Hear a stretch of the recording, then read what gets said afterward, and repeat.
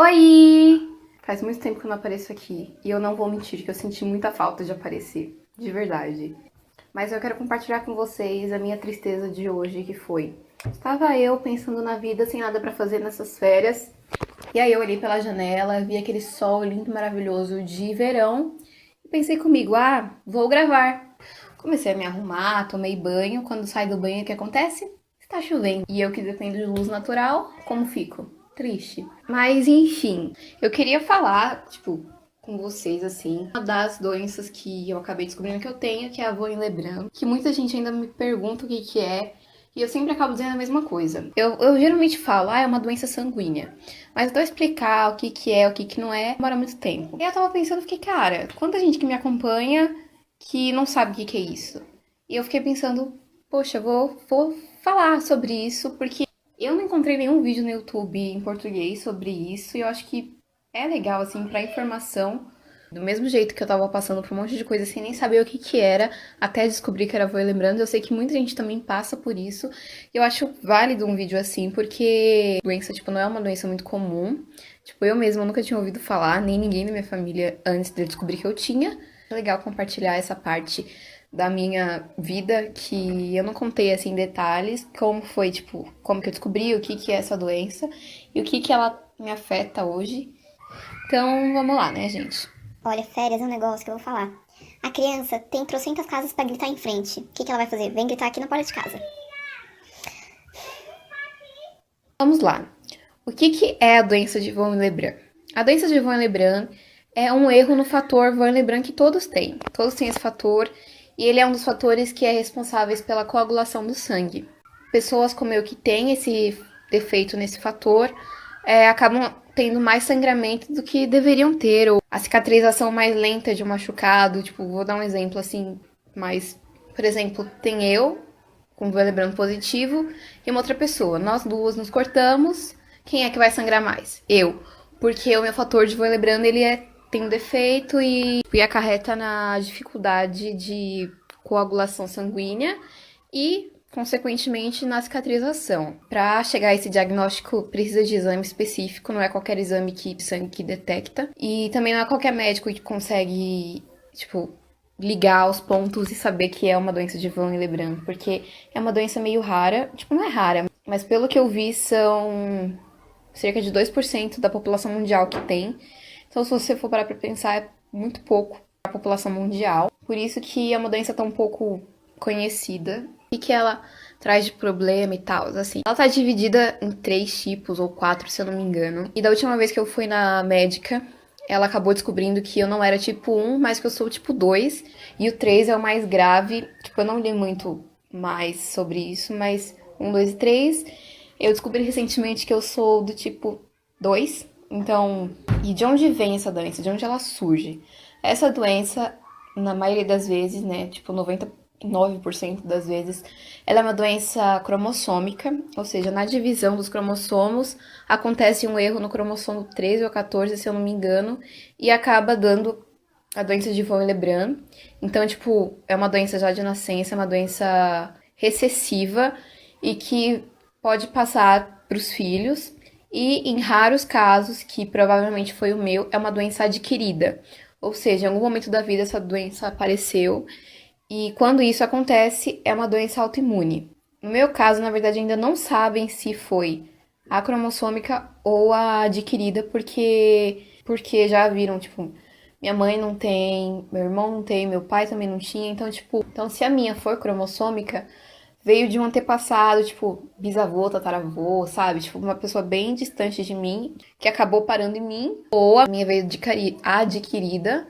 E assim, e durante o processo que eu passei, que eu tava doente e tudo mais, os médicos investigaram isso porque, como eu já tinha uma indicação para alopecia, que também é uma doença autoimune, apareceu a Voin-Lebrand e também eu tava com suspeita de lúpus, que são doenças autoimunes. Então, assim, meu diagnóstico foi um pouco mais complicado, até hoje não sabem ao certo de onde ela surgiu, mas foi basicamente isso. E o que que ela causa? E, é uma doença que causa sangramentos, hematomas roxos pelo corpo, anemia, todos os sintomas que eu tive. E os cuidados que um portador de von Willebrand precisa, principalmente, É quando vai fazer cirurgia, precisa tomar o fator pra não ter uma hemorragia na sala de cirurgia. Por exemplo, arrancar siso. Você não pode arrancar o siso num consultório de dentista comum. Você precisa ir pro hospital, tirar lá, porque se acontecer alguma coisa, você já vai estar no hospital. Por exemplo, eu quero furar a orelha.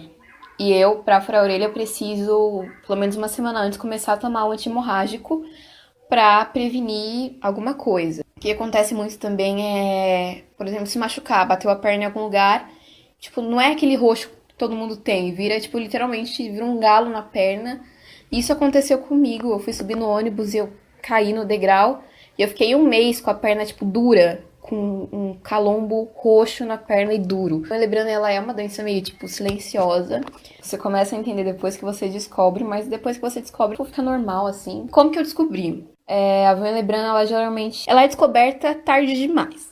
Geralmente numa sala de cirurgia, sei lá, arrancando um dente, que você acaba descobrindo que tem, porque sangra demais. Todos os médicos disseram é que numa mulher, geralmente ela começa a progredir, assim, começa a aparecer depois da primeira menstruação. Que, obviamente, acaba saindo muito sangue, mais do que deveria. E é meio que anormal pra uma pessoa que, né? E foi o que aconteceu comigo. Minha mãe, tipo, desde que eu tive minha primeira menstruação, minha mãe, tipo, ficou cismada, tipo, porque eu tinha um fluxo muito, muito intenso.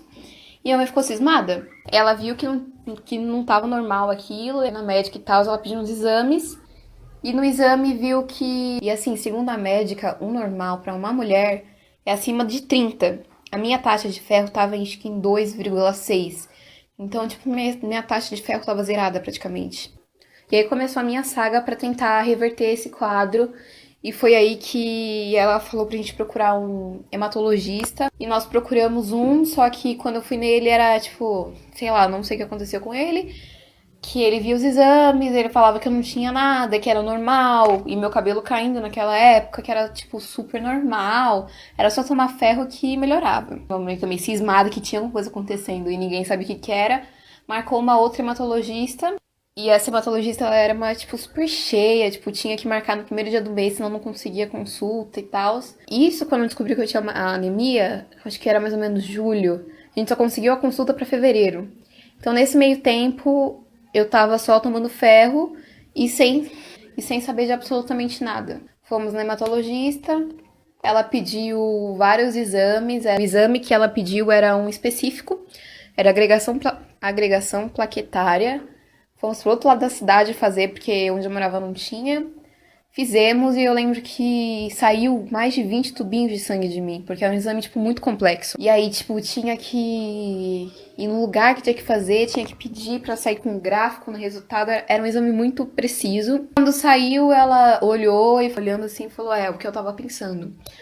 Aí ela deu uma cartilha pra gente, explicou o que era a Van Lebrun. Foi mais ou menos isso como que eu descobri. Descobri porque eu tive uma anemia e também porque meu nariz sangrava demais, demais, demais. Tipo, o nariz sangra desde que eu tinha 10 anos. Então são 8 anos com o nariz sangrando.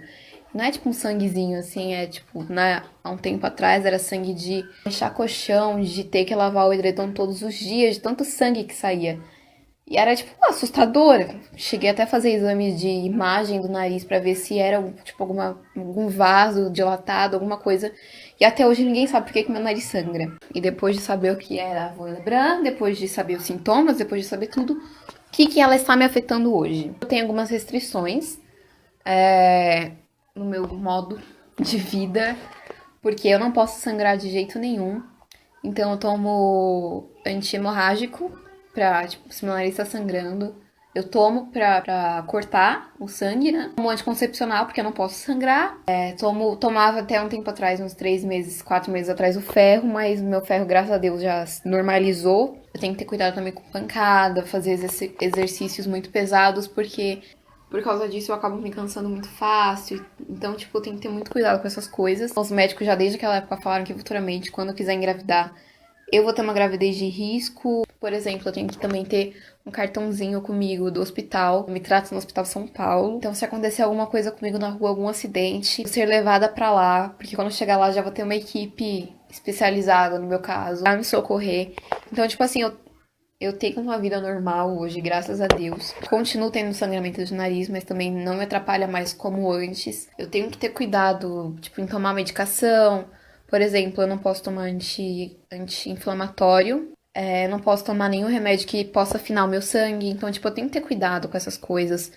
Ter cuidado também, tipo, por exemplo, em ficar. Eu sou uma pessoa muito estabanada, eu vivo me batendo nas coisas.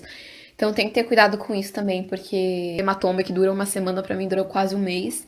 Então hoje eu tenho uma vida normal depois que eu descobri. E assim, não é essa doença, não é o fim do mundo, graças a Deus.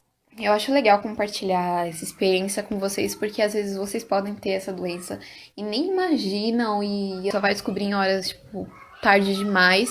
Então eu acho legal compartilhar com vocês como é que foi essa minha trajetória com essa doença. E aí, então, gente, foi praticamente isso. Então, deixa o like aqui no vídeo se vocês gostaram, se vocês conhecem alguém que tem essa doença. Então, tipo, compartilha, gente, ajuda. Se inscreve no canal se você ainda não é inscrito, gente. Tchau!